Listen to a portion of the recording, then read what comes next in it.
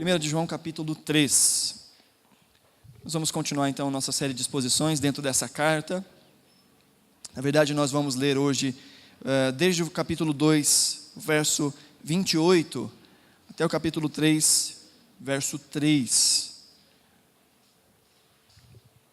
1 de João capítulo 2, verso 28 em diante. Eu peço que você mantenha a sua Bíblia aberta, para que possamos estar comparando o que é dito com os textos da palavra de Deus. Amém? Todos acharam? 1 de João capítulo 2, verso 28, diz assim a palavra do Senhor: Filhinhos, agora permaneçam nele, para que quando ele se manifestar, tenhamos confiança e não sejamos envergonhados diante dele na sua vinda. Se vocês sabem que ele é justo, saibam também que todo aquele que pratica a justiça é nascido dele.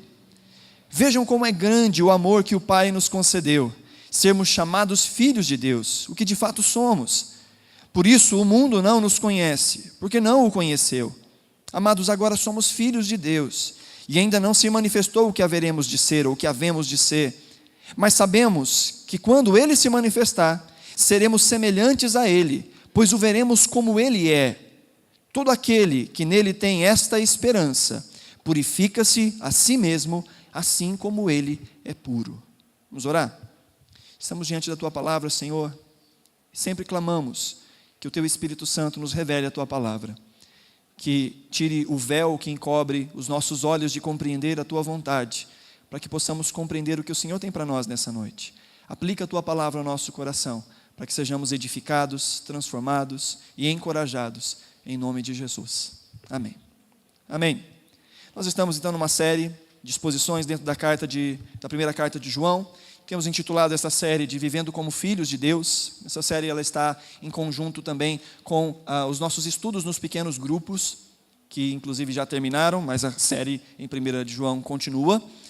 Nós vimos até aqui João ensinando a esta igreja um pouco sobre ter comunhão com Deus. João fala em todo o tempo sobre comunhão até aqui onde nós vimos. Ele fala que um dos propósitos, ou o propósito pelo qual ele escreve esta carta, é para que haja comunhão entre os filhos de Deus e para que haja comunhão com Deus e com o próprio Jesus. Então ele vai aplicar alguns testes, como nós vimos na semana passada, vai falar algumas coisas para que nós possamos testar a nossa mente, a nossa vida e o nosso coração, para ver se de fato conhecemos a Deus, se de fato estamos em comunhão com Deus. Interessante que essa palavra comunhão, ela tem um entendimento, ou ela deveria nos levar a um entendimento de uma proximidade. Acaba que as palavras em alguns idiomas, como o português, elas vão perdendo o sentido ao longo do tempo e vão se parecendo com outras palavras. Por exemplo, a palavra relacionamento e a palavra comunhão acabam sendo similares na nossa língua. Mas se nós entendêssemos de fato o que significam essas duas palavras, nós íamos ver para pontos diferentes que elas apontam. Quando a Bíblia fala sobre comunhão, ela está falando de algo que é gerado pela proximidade, por estar junto. A comunhão é algo que faz com que tenhamos algo em comum com outra pessoa. E pelo fato de andarmos juntos, começamos a nos parecer um com o outro. Isso é a comunhão, o que a Bíblia vai chamar em grego de koinonia. Há uma outra forma de relacionamento, que é o relacionamento. E relacionamento a gente às vezes tem com as pessoas, não porque tem comunhão, mas simplesmente porque tem um grau de parentesco, porque é do mesmo sangue. E às vezes existem pessoas que têm relacionamento, mas não têm comunhão com pessoas do mesmo sangue. É alguém da família, mas não é necessariamente alguém com quem eu tenha comunhão. Então é bom a gente entender essa diferença. Nessa primeira parte que nós estamos vendo, João está falando sobre relacionamento no sentido de uma comunhão próxima. E não só o fato de, ele está lá e eu estou aqui e a gente se conhece. Não é disso, ele está falando sobre comunhão, ter algo em comum. E para mostrar aos cristãos se há de verdade algo em comum, ele começa a falar de algumas coisas que são particulares ou que fazem parte da vida daqueles que têm comunhão com Deus. E ele fala de alguns testes, como por exemplo aí no capítulo 2 que nós vimos há algumas semanas. No capítulo 2, do verso 3 em diante, ele fala: sabemos que o conhecemos se obedecemos os seus mandamentos.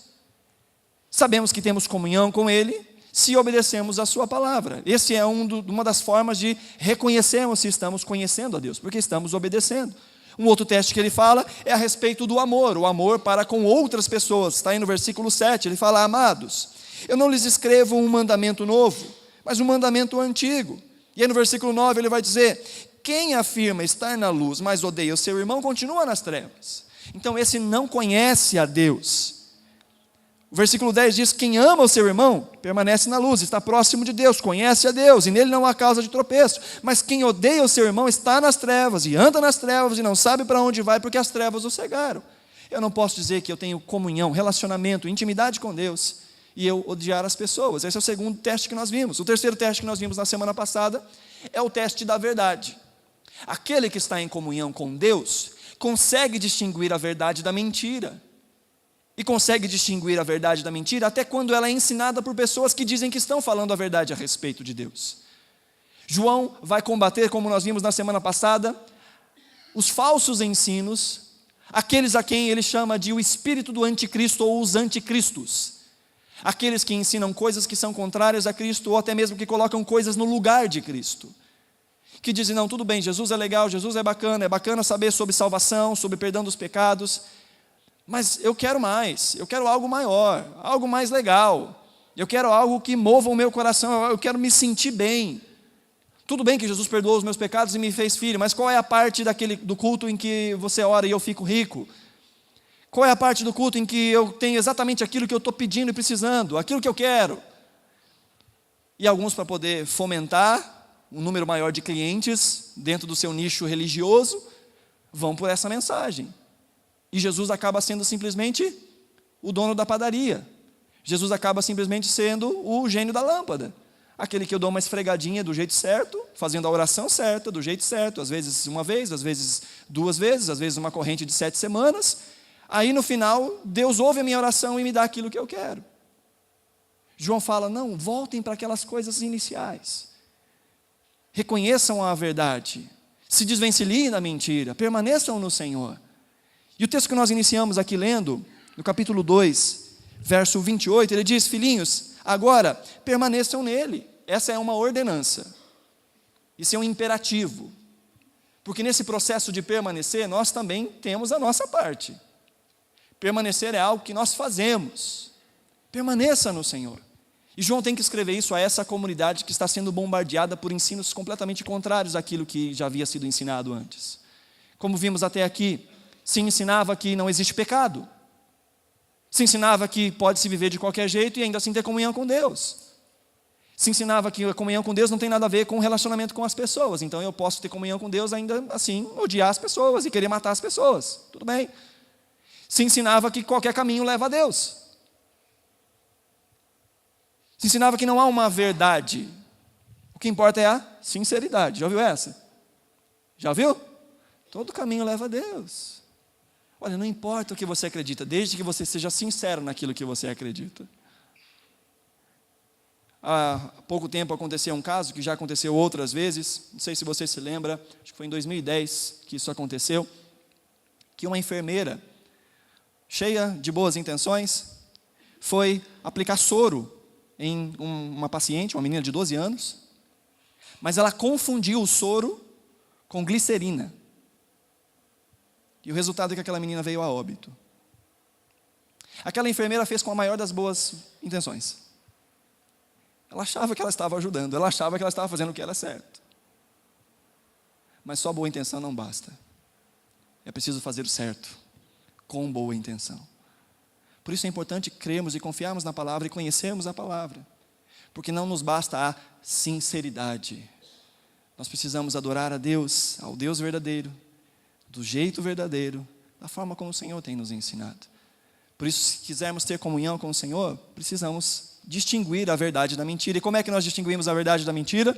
Falamos sobre isso na semana passada. Se você está com a sua Bíblia aberta, o verso 24 fala: quanto a vocês, cuidem para que aquilo que vocês ouviram desde o princípio permaneça em vocês. Se o que ouviram desde o princípio permanecer em vocês, vocês também permanecerão no Filho. Como é que a gente combate? Permanecendo naquilo que foi ensinado, voltando para as Escrituras, conhecendo a Deus, conhecendo o caráter de Deus, conhecendo a palavra de Deus, conseguimos rebater as mentiras e continuarmos em comunhão com o Senhor. Amém? Esse é o resumo de tudo que nós vimos até agora. Hoje nós falamos um pouco a respeito de um passo a mais, ou da profundidade ainda maior que João está nos apresentando. Se na primeira parte João fala sobre ter comunhão com Deus, e algumas coisas que a gente consegue enxergar se há comunhão, agora João vai falar não só de ter comunhão por proximidade, mas também de ser filho de Deus, de um laço que vai além da simples proximidade, da simples amizade. João vai falar sobre sermos filhos de Deus, que é isso que ele fala no capítulo 3. Então há essa transição aí, do versículo 28 até o 29, ele está fazendo essa transição para entendermos o que é ser filho de Deus. E esse fato de sermos filhos de Deus nos leva a entendermos algumas coisas. Há uma esperança em que o cristão se apega. O cristão vive à luz de uma esperança, e é essa esperança que move a sua vida, que move as suas atitudes, que faz com que ele faça certas coisas e deixe de fazer outras coisas. Todos nós vivemos baseados em alguma esperança. Todas as nossas ações, todos os nossos planos, todos os nossos propósitos estão baseados em alguma esperança. Alguns têm a esperança de ficar rico, e com base nessa esperança, constroem na sua vida caminhos para que cheguem à riqueza, porque essa é a esperança. Então fazem da riqueza o seu alvo, o seu objetivo. Outros têm a esperança de se tornarem famosos, e fazem então todos os caminhos para que isso de alguma forma aconteça. E alguns pagam caro para tentar ser famosos.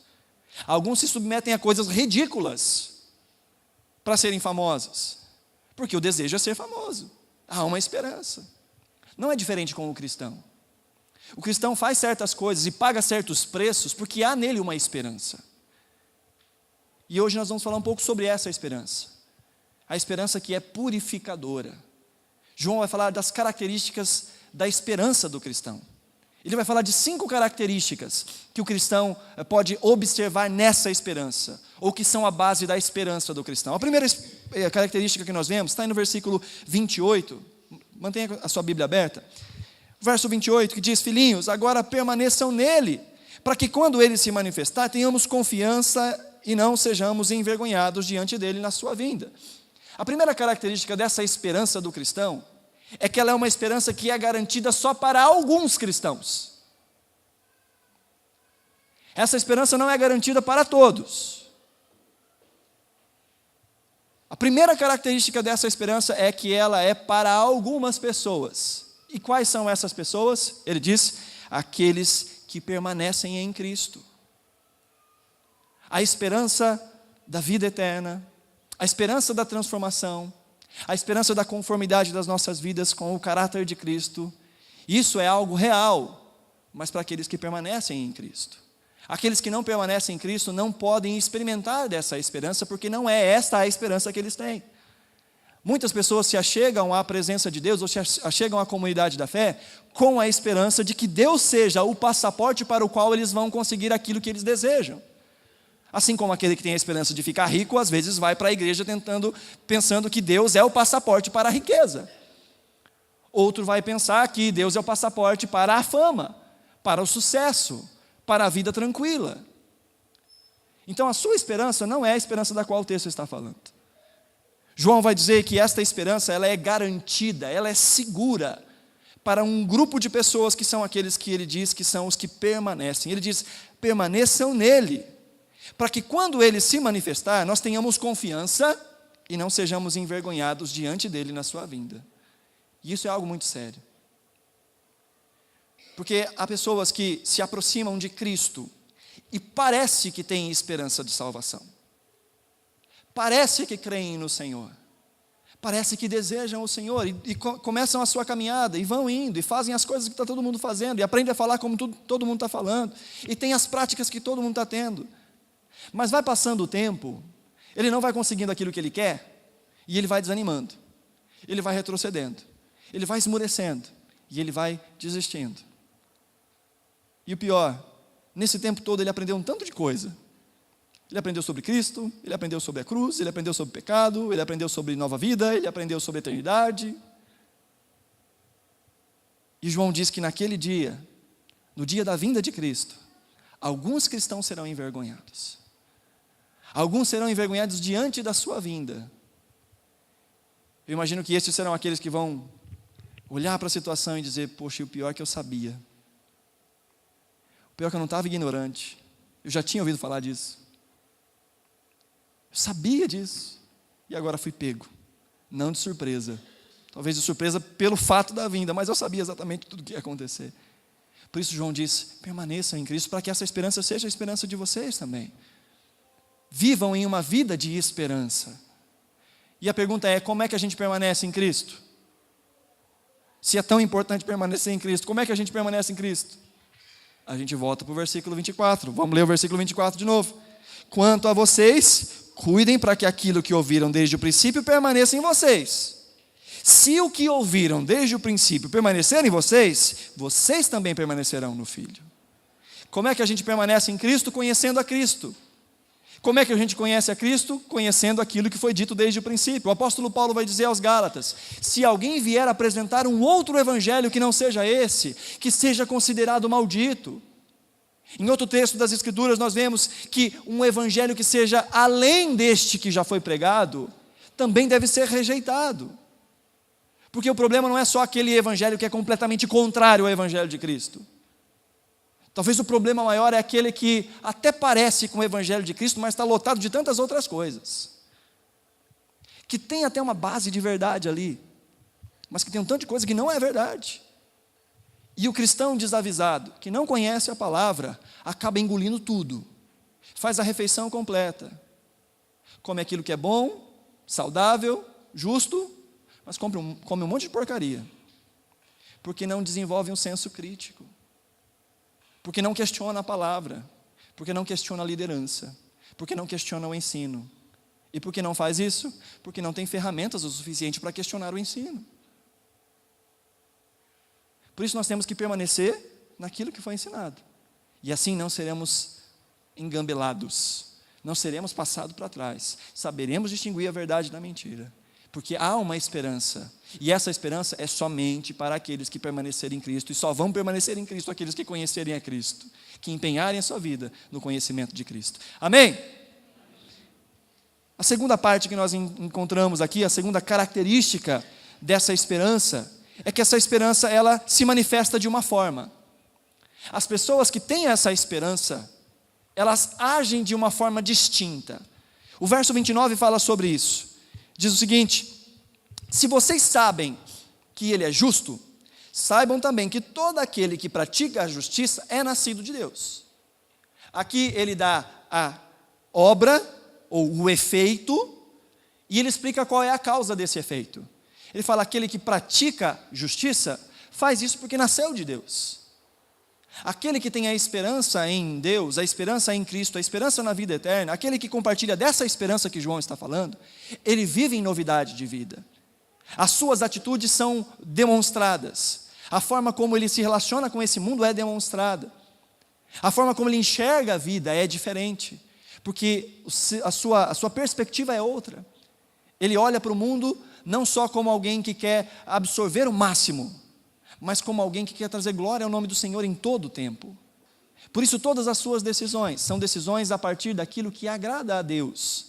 E ele não dá um passo sem antes pensar: isso é de fato algo justo a ser feito. Ele se incomoda quando a justiça não é realizada. Ele se incomoda quando ele não age em injustiça. E ele se alegra quando outros agem em justiça. E quando ele também age em justiça, ele fica feliz. Em alguns casos ele fica muito feliz. Quando ele olha para a sua vida e fala assim: nossa, em outro tempo eu faria algo completamente diferente, mas eu acho que eu estou crescendo. Olha, em outro tempo não precisava tanto, que a minha resposta seria outra. Eu já teria uns 15 adjetivos não cristãos para classificar essa pessoa em outro tempo. Mas agora parece que eu sou mais paciente. Olha, em outro tempo, o meu coração já teria desabado dentro dessa situação. Essa semana eu recebi uma mensagem que dizia: se não fosse Deus, eu não conseguiria aguentar metade das coisas que eu aguento. essa deveria ser uma vida de caminhada do cristão, de dizer, olha, graças a Deus, eu estou sendo transformado. Eu olho para a minha vida e eu vejo hoje na minha vida situações que eu não via antes, respostas que eu não via antes, atitudes que eu não via antes. Eu olho para a minha vida e vejo coisas que eu fazia e não faço mais, e coisas que eu não fazia e que eu comecei a fazer, porque há agora uma vida transformada, que é a vida de demonstração daqueles que têm essa esperança. A esperança é manifesta na justiça. E essa justiça, então, ela está baseada, e essa esperança está baseada, sustentada em algo sobrenatural, algo grandioso, que João enche a boca para falar aí no capítulo 3, verso 1. A terceira característica dessa esperança, ele diz: vejam como é grande o amor que o Pai nos concedeu, sermos chamados filhos de Deus, o que de fato somos. A esperança do cristão está sustentada, está fundamentada no amor de Deus, está confiada no amor de Deus, e num amor que é diferente do amor que a gente conhece. É interessante que o texto aqui que nós temos, João fala, vejam como é grande o amor de Deus. E essa palavra que é traduzida para nós como é grande, é uma palavra que fala de algo que é incomum, de algo que é estrangeiro, de algo que não faz sentido dentro de um sistema de pensamento. É algo do tipo assim, veja que amor completamente diferente de todo o amor que a gente conhece. Para você poder entender um pouco melhor, há um outro momento em que essa palavra é usada, quando Jesus está no convés de um navio, você lembra desse texto? E aquele navio começa a ser açoitado pelas ondas, há uma grande tempestade, os discípulos começam a se desesperar, e eles não sabem o que fazer, tentam de todos os meios se salvarem daquela situação, correm até Jesus e falam, Senhor, mestre, não te importa que nós morramos? Algo do tipo, olha, o mundo está acabando, o barco está quase naufragando, as ondas estão batendo, você está dormindo aí, não vai fazer nada? E o texto diz que Jesus se levanta, posso imaginar Jesus dando aquela levantada, aquela espreguiçada, sabe? Tipo, ai, vocês de novo, dando aquela limpadinha assim. Jesus dá aquela elogiada básica neles, né? Homens de pequena fé. Vai à ponta do barco e diz, tempestade, aquieta-te. Mar, acalma. Chega de onda. Agora é hora do modo piscina. Fica tudo quietinho, calminho. E a Bíblia diz que aquela tempestade é acalmada. Então os discípulos olham para aquela situação, boquiabertos, e alguém deles diz, quem é esse? Quem é esse que até o mar e a tempestade ouvem? Quem é esse? É a mesma palavra que João está falando aqui. Essa palavra de espanto, essa palavra de esquisito, essa palavra de diferente. Veja como é esquisito o amor de Deus. Veja como é alienígena o amor de Deus. Veja como ele não se compara com nenhum tipo de amor que a gente conhece. Porque os amores que a gente conhece são amores condicionais. Você que já tem alguns quilômetros rodados a mais, pode se lembrar de algumas juras de amor do passado. Eu amo. E de repente hoje já não ama mais. Em alguns casos até faz o contrário do amor. Tem uma certa antipatia por certas pessoas que antes amava. Nosso amor, ele é limitado. Principalmente quando ele não recebe de volta o que ele dá. Não é assim? O amor das pessoas geralmente é eu te amo até que. Ou eu te amo se. Se você me amar, eu te amo. Agora, se você me machucar, não te amo mais. E João fala, olha, veja que esquisito esse amor de Deus. É um amor diferente desses que a gente conhece. Em outro momento nós vamos ver a palavra do Senhor dizendo que Deus prova o seu amor para conosco em que Cristo morreu por nós, sendo nós pecadores. João vai dizer na sua carta um pouco mais à frente que nós só podemos amá-lo porque Ele nos amou primeiro. Deus não esperou ser recompensado pelo seu amor para nos amar. Deus não esperou as nossas atitudes. Deus não esperou o nosso posicionamento. Deus não esperou a nossa fé. Deus não esperou a nossa resposta. Ele simplesmente amou. E amou concedendo esse amor a nós. E esse amor não é um pequeno amor. João está chamando a atenção dessas pessoas que estão lendo a carta, dizendo: vejam, olhem, escutem o que eu estou dizendo, olha que amor diferente, olha que amor esquisito, olha que amor alienígena, olha quão grande amor o Senhor nos amou, quão grande amor o Senhor nos concedeu. E ele explica qual é esse amor. Por que ele está achando que esse amor é tão esquisito? Olha aí a sequência do texto: sermos chamados filhos de Deus. E ele fala até com certo orgulho, o que de fato nós somos. Olha que amor maravilhoso, somos chamados filhos de Deus. E sabe uma coisa? Nós somos mesmo. E a gente vive numa cultura em que as religiões acabam se misturando tanto, e a gente tem contato com tantas ideias, e virou banal dizer: olha, eu sou um filho de Deus. E virou banal dizer: olha, todo mundo é filho de Deus. João está falando que isso não é algo banal, isso é algo para se arrepiar. Isso é algo para ficar boquiaberto. Porque quando a gente entende, a gente volta lá para o primeiro capítulo e fala: se andarmos na luz como Ele na luz está, nós temos comunhão uns com os outros, cantamos isso hoje, e o sangue de Jesus nos purifica de todo o pecado. E por que o sangue de Jesus tem que nos purificar de todo o pecado? Porque à medida que nos aproximamos da luz, mais enxergamos que nós estamos fora da luz, mais enxergamos que nós não temos méritos para chegar próximo de Deus, mais enxergamos os nossos defeitos, mais enxergamos os nossos erros, mais enxergamos os nossos pecados, e mais ficamos tristes com quem nós somos, porque estamos aproximando da luz, estamos vendo algo que não víamos antes. E aí João fala, depois de ter falado isso, ele fala: veja só que amor mais maluco.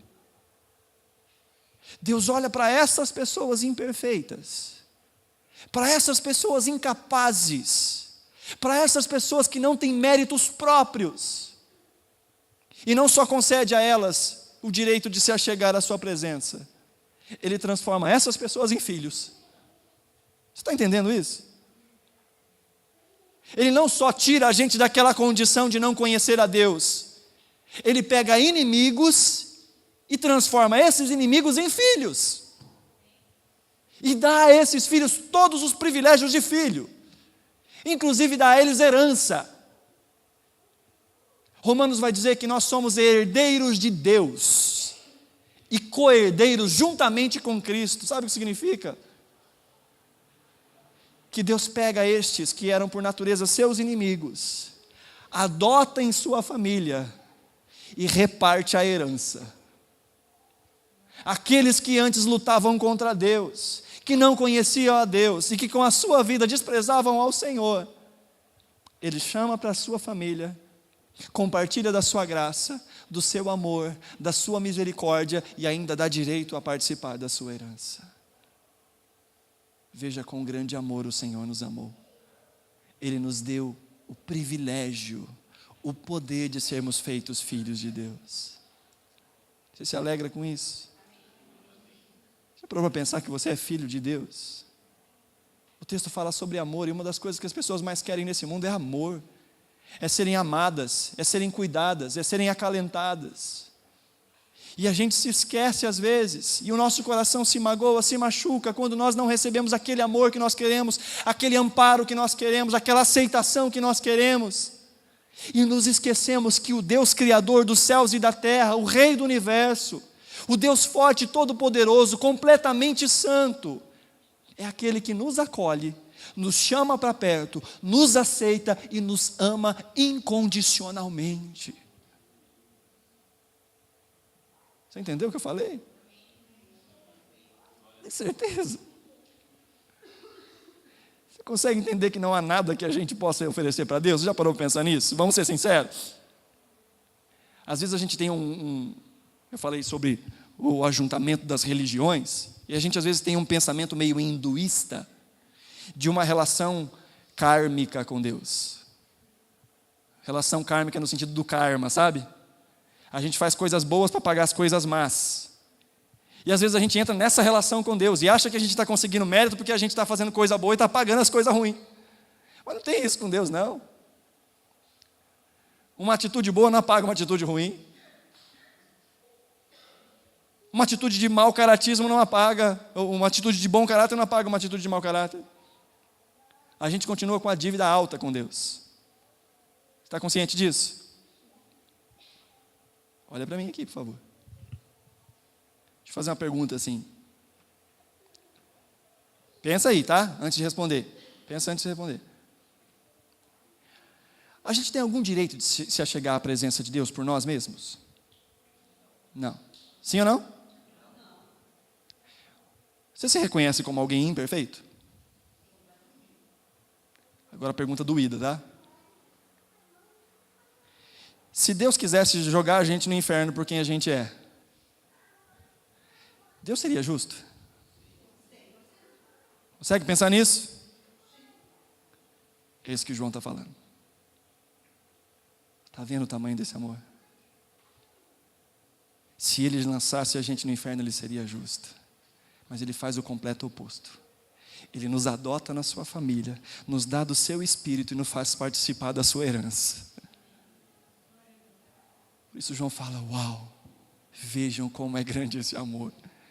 Ele nos concedeu esse direito de chamarmos de filho, de sermos chamados de filhos de Deus, olharmos para o nosso Deus e chamá-lo de Pai. Agora olha que coisa interessante, a sequência do texto.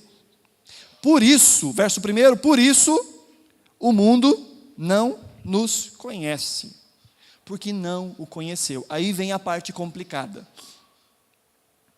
Não é porque agora a gente sabe que a gente é filho de Deus, que as pessoas vão bater palma para a gente. Uhul, filho de Deus, legal. Só na igreja que essas coisas acontecem, sabe? A igreja, quando um pecador se arrepende, o céu fica em festa, a igreja também. Às vezes a pessoa em prantos clama ao Senhor, e a igreja fica feliz, aleluia. Mas sai dessas paredes aqui. Sai desse ambiente. E a felicidade que você vai receber lá fora é seu trouxa. Já ouviu isso? Agora virou um bobalhão. A forma como nós somos recebidos, se de fato amamos ao Senhor, não é uma forma que a gente gostaria de ser recebido. Não, com crente eu não sento. Com crente eu não converso. O Manfred me falava um tempo atrás que ele chegou em um certo lugar lá e o pessoal estava nos carteados, falando palavrão e bebendo os gorozinhos. Aí falou, Manfred, vem cá, nós estamos lendo a Bíblia. Para tentar denigrir. E a gente tem que se acostumar com isso, queridos.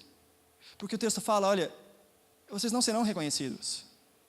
Vocês são filhos de Deus, mas vocês não serão reconhecidos como filhos de Deus. As pessoas vão achar vocês esquisitos. Lembra que o amor de Deus é esquisito? A gente participa do amor de Deus, que é amor esquisito, a gente vai ficar esquisito, simples assim. Já viu aqueles programas? Será que existe vida extraterrestre? Aqui. Olha para a pessoa que está do seu lado aí. ET. Alien. Não é que parece com ET, não. É gente que é ET mesmo. Gente que não faz parte desse mundo. E não é reconhecida assim. O texto nos diz, por isso o mundo não nos conhece, por isso o mundo não nos reconhece, por isso o mundo não nos aprecia. Não pense você que quando você fizer tudo que é de acordo com a vontade de Deus, você fizer aquilo que você sabe que é justo, não pense você que você vai receber uma medalha por isso. Você já fez aquilo que é certo e tomou nos dedos por causa disso? Sim ou não? Quem nunca, né? À medida que a gente se aproxima de Cristo, mais a gente vai vendo o que é correto ser feito. E as pessoas não gostam disso. Principalmente quando a gente é parceiro daquelas pessoas que faziam aquelas coisas tudo errado com a gente. E de repente a gente não faz mais as coisas, eles têm que fazer sozinhos, eles ficam com vergonha de fazer as coisas sozinhos. Ele fala, agora quer dar uma de bonzão. Se acha agora, ô cara, a santa, né? Vai em 2 cultos e já acha que mudou de vida. Te conheço de outros carnavais, fulano. Quem você pensa que é? Vixe, já entortamos muito junto. Já ficamos caídos pelas calçadas. Eu sei quem você é. Quem você pensa que é para fazer um negócio desse? Está se achando o quê? As pessoas não vão. Experimente viver a vontade do Senhor. As pessoas falam assim, olha, se a gente andasse como Jesus, atrairíamos as pessoas para perto de nós. Vai ler a Bíblia. E vai ver que tipo de gente que Jesus atraía para perto dele. Jesus atraía religioso querendo matar, um bando de gente interesseira. A certo ponto ele fala: vocês estão me seguindo porque vocês querem comer pão e peixe. Vocês não me querem. E dito e feito, diz que daquele momento em diante, muitos dos discípulos de Jesus pararam de seguir ele. Porque eles queriam, era o McFish mesmo. Eles queriam comer o pãozinho e peixe. E aqueles que se aproximavam de Jesus, que queriam ser transformados, ser diferentes, era a minoria. E as pessoas falam: se a gente se parecesse mais com Jesus, as pessoas ficariam do nosso lado. Aí a pergunta é: então por que crucificaram ele? Queridos, à medida que nós nos parecemos com Jesus, menos nós seremos reconhecidos. À medida que nos parecemos com Jesus, mais seremos resistidos. E se nós não somos resistidos nesse mundo, tem alguma coisa muito errada. Porque os filhos de Deus não são reconhecidos porque Cristo não foi reconhecido, a ponto de ter sido crucificado. Amém! Você fica feliz por isso? Esse é o famoso evangelho esvazia a igreja. Se a gente tivesse preocupado com o número, eu não podia falar essas coisas, né, irmãos? Fala a verdade. A gente fala: vem para Jesus que você vai ser feliz, tudo vai dar certo. Se era pobre, você vai ficar rico. Se era doentinho, você vai ficar com saúde. Se era feio, você vai ficar bonito. Essa terceira parte não funcionou comigo, então eu não posso nem pregar. A gente fala a verdade. E a verdade é: há uma esperança, há um amor. Mas esse amor não vai ser reconhecido e nós não seremos reconhecidos. Mas se aquele que nasceu de novo de verdade, permanece nessa esperança, e ele não é abalado por esse tipo de coisa. A sua esperança, a quarta característica, está no versículo 2, capítulo 3. Amados, agora que somos filhos de Deus, ou seja, nós já somos filhos de Deus, e ainda não se manifestou o que havemos de ser, mas sabemos que quando Ele se manifestar, seremos semelhantes a Ele, pois o veremos como Ele é. A quarta característica dessa esperança é que essa esperança será completada. Esse alvo será atingido. Aquilo que se aguarda acontecerá, mas só do outro lado da eternidade. Só quando Cristo voltar. Aí, como Ele é, nós seremos. Enquanto isso, a gente continua caminhando em novidade de vida, lutando dia após dia, recebendo as retaliações, recebendo as palavras contrárias, se apoiando no amor de Deus, permanecendo na fé em Cristo, mas sabendo que um dia tudo isso será diferente. O cristão é aquele que sabe que ele é imperfeito, mas que o Senhor está transformando ele a cada dia para que ele se torne mais perfeito, e um dia ele será. A gente não consegue entender a plenitude disso, como é completo isso, de sermos como Cristo. Mas a gente pode imaginar algumas coisas. Por exemplo, você já lutou pela sua santidade? Sim ou não? Algumas horas que você fica: vou, não vou, faço, não faço, falo, não falo, ai meu Deus, eu não quero, fui. Vai haver um dia que essa luta já não será mais necessária. Vai haver um dia que você não vai mais pedir perdão dos seus pecados. Já parou para pensar nisso? Vai haver um dia em que o seu amor por Deus vai ser completo, perfeito. Vai haver um dia que a gente vai aprender a conviver com as pessoas de forma completa e perfeita. Já imaginou isso? Vai conseguir ouvir o que as pessoas dizem sem atacá-las. Vai conseguir distinguir o que as pessoas falam. Vai conseguir amá-las. Vai haver um dia em que esse amor será completo. O amor por Deus será completo. O amor pelos outros será completo. Conheceremos a verdade de forma completa. Esse dia chegará. Mas só do lado de lá da eternidade. Do lado de cá a gente continua na batalha. Do lado de cá os nossos olhos estão nessa esperança. O nosso desejo está nessa esperança. Porque nós já somos filhos de Deus, mas ainda não somos quem nós seremos. Então, se a gente for trocar em miúdos, o versículo 1 fala quem nós somos, filhos de Deus. O versículo 2 fala quem nós seremos, semelhantes a Cristo, completamente parecidos com Cristo. E o versículo 3 fala então quem nós devemos ser. Se somos filhos, mas seremos ainda como Cristo, o O que é que nós devemos ser nos dias de hoje? O verso 3 fala sobre isso, que é a última característica dessa esperança. O verso 3 diz: todo aquele que nele tem essa esperança, purifica-se a si mesmo, assim como ele é puro. Aquele que está com os olhos em Cristo Jesus, que tem o desejo de ser como Cristo Jesus, esse já quer antecipar as coisas. Ele sabe que lá na eternidade ele vai ser completamente transformado, mas ele não quer esperar até aquele dia, ele já quer que as coisas comecem a ser diferentes hoje.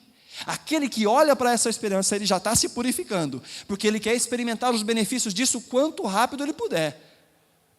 Ele vai caminhando em novidade de vida, por isso ele se purifica. Se a primeira parte fala sobre caminhar em justiça, uma ação exterior, essa última fala sobre ser marcado por essa pureza, algo interior, um desejo interior. Ele obedece porque ele ama, ele obedece porque ele crê, ele obedece porque ele tem desejo de ser igual a Cristo. E se há algo que pode nos motivar a agir, queridos, é a motivação do amor. Por amor a gente faz um tanto de coisa doida. Faz ou não faz? Você consegue pensar em alguma coisa doida que você já fez? Por amor.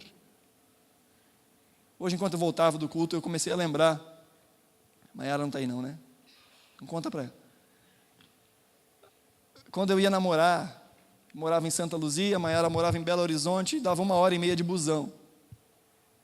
E às vezes eu estava com aquela saudade, sabe aquela saudade que a gente fica assim às vezes? Aí eu saía do trabalho 6 horas da tarde, pegava o busão 1h30. Ficava com ela ali 1 hora mais ou menos, porque o último busão já ia passar. Aí pegava o busão de novo e voltava. O lugar onde que eu pegava o busão de volta, na região da Lagoinha, hoje está bem diferente, era na boca de uma comunidade. Vamos dizer assim.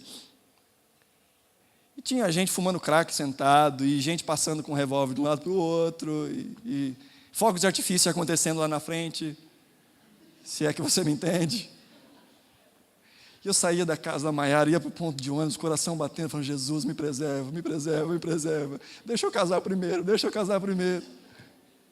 Louco, aí pegava o busão e ia para casa. Às vezes pegava, em final de semana, quando ia para namorar no final de semana, era jogo do Atlético e do Cruzeiro.